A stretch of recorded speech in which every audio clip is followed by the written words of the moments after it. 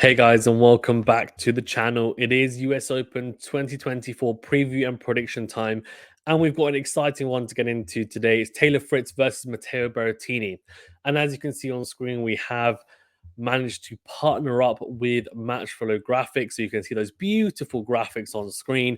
And we're going to get into the nitty-gritty as well of this graphic, talking about their coaches, their ranking, the head-to-head, tactically, strategically, how might play out the match as usual. And also, we're going to look at their form and not just their first round matches, which they obviously won at the US Open. This is a second round match, but mainly actually focused on the last few months. So, what their results been like in terms of finish results for each tournament, and then also look at their Grand Slam results for the last couple of years as well.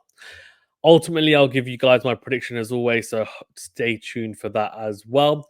Before we do get into it, though, remember to that like button, do subscribe if you're new, and do leave a rating review if you're listening on a podcast platform. Okay, so let's get into this. So you can see Taylor Fritz is a number 12 player in the world, Matteo Berrettini, 44 at the moment. They both have been in the world's top 10. I was about to say top 10 in the top 10 rankings, and Matteo Berrettini peaked 2 years ago, ranked at number 6. Taylor Fritz at number 5 in the world only a year ago, both 26 and 28 respectively. Fritz 26, Berrettini 28.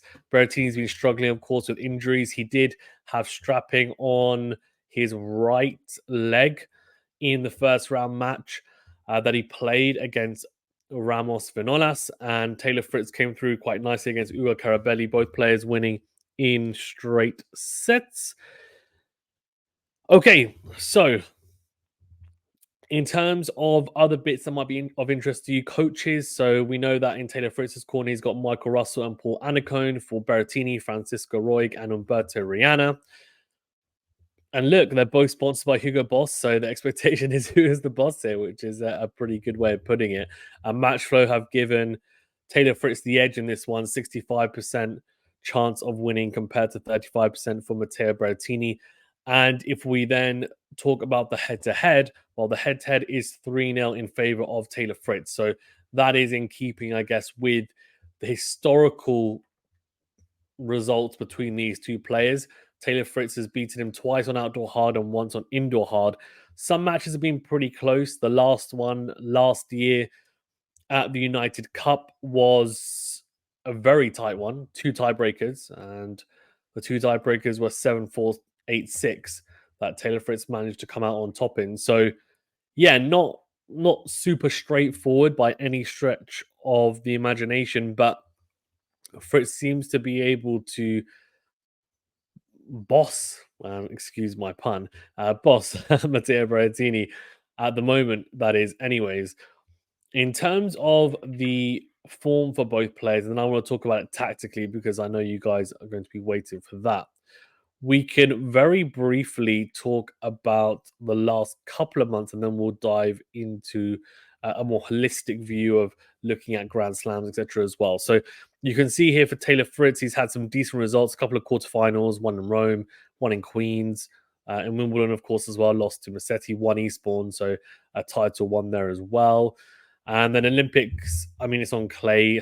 Don't really want to take too much from it, but Montreal and Cincinnati, just the one win, lost in the second round in Montreal, and then lost in the first round to Nakashima in Cincinnati, who beat Holger Rune. I mean, there's no real shame in it, I guess, losing Nakashima, and I think it would have taken him a bit of time to get used to being back on hardcourt after playing on clay. The same can be said for Berrettini, though, of course. And he's had an interesting year. I mean, he hasn't been able to play a lot, again, plagued by injuries. And lost in the final of Stuttgart, which was on grass, to Jack Draper.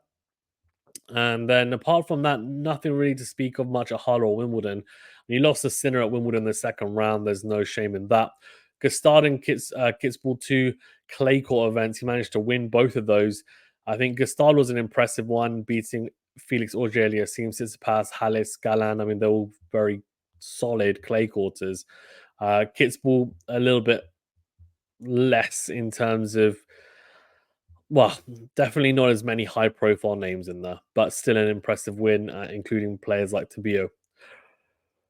Olympics in Montreal didn't play, and in Cincinnati, Holger Rune was his nemesis in round one and didn't manage to get past the Dane. So, in terms of an overall view from April until now, Fritz has played 9 tournaments, 19 wins, 8 losses at a 70% win rate. For Berrettini, only the 6 tournaments, 16 wins, 4 losses, and an 80% win rate. Now, obviously, we're taking into consideration the fact that those stats are with the assumption that all tournaments are at the same level, which obviously some are 250, some are 500, some are Master 1000 tournaments, some are Grand Slams. So some have more importance than others, some will be harder difficulty than others, given the field as well. So take that with a little bit of a pinch of salt, is what I would say.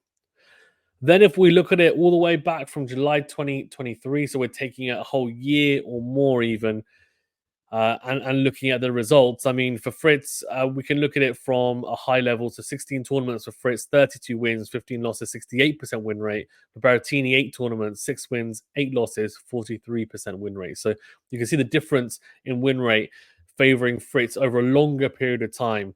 So that's a real positive for him. And yeah, we went through obviously some of the results already, but to add to that, a semi-final in Madrid, quarterfinal at the Australian Open, lost to Djokovic, Indian Wells round of 16, lost to Rune, and then a couple of losses last year in Cincinnati in the US Open to Djokovic in the quarterfinals of both those tournaments. Again, no shame in that. Berrettini just hasn't played a lot, and he did play the US Open last year, lost in the second round. So this stage last year to Rinderknech, and he has had some really good results at the US Open in the past, making some deep runs, but unfortunately, it just hasn't been the case. For the last few years, he's really, really struggled to get a string of tournaments together and performances to then push on again and try and make his way back into what could be, say, the top 10. Whereas Fritz has been very consistent. He plays, I think, more tournaments in tennis than nearly anyone on tour. So he tends to stay very fit and healthy. In terms of then the tactical and strategic thinking behind this match and what strengths the both players have, well, for Taylor Fritz and Matteo Berrettini, both have massive serves. We know that. They've got two of the biggest serves on tour. Berrettini, I think at one stage was being touted as arguably having the best serve on tour. I think it's a bit different now. He's not been playing as much. It's difficult to say that. But Taylor Fritz, we know, can really ramp it up as well.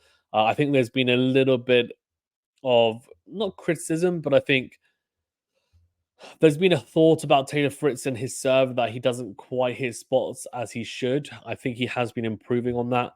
For Berrettini, I think generally he's quite good with his spots. He's got good variation as well. But both players, yeah, very good on serve, and they tend to be able to hold pretty comfortably, especially against another big server, right? So Berrettini and Fritz, not the most naturally gifted returners. So this matchup will definitely have a big emphasis on who serves better. And on top of that, of course, both players, especially after looking at their first round matches and recently as well, Berrettini has got an incredible forehand, a huge RPM on that forehand, so spin and just penetration through the court. Fritz also has a very big forehand, and it's something that he's been working on a lot. He's had a very solid backhand for quite a few years. He's got one of the best two-handers, I would say, on tour. But the forehand at times a little bit pedestrian. He's a little bit safe on it. I didn't quite go after it.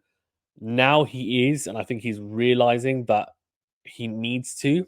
He doesn't like coming forward to the net like Berrettini does. So that's a real positive in the Italians' corner. I think from the back of the court, Fritz is more solid. He can play the longer points because he's got that safety net of having a pretty solid two-handed backhand. Berrettini's backhand is nowhere near as good. It breaks down more often. However, what I will say is that he's got a much better slice.